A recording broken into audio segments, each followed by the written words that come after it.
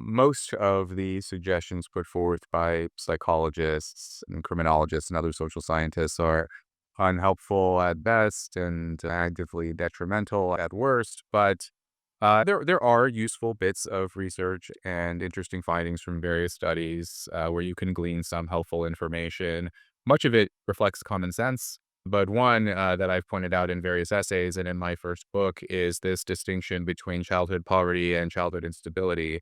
And researchers consistently find little to no relationship between childhood poverty, so how much money your family had growing up, and then detrimental life outcomes like substance abuse, reckless behavior, drunk driving, criminality.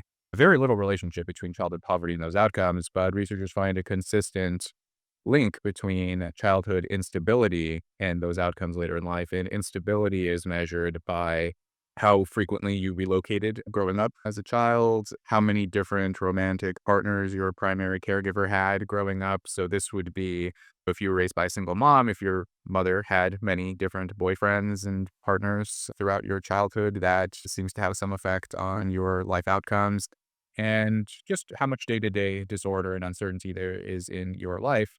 And when researchers control for family income, they still find a link between instability and detrimental outcomes later in life. And I think this helps to illuminate some of the discussions around what is responsible for how people turn out and when they choose to make bad decisions later in life. Is it poverty?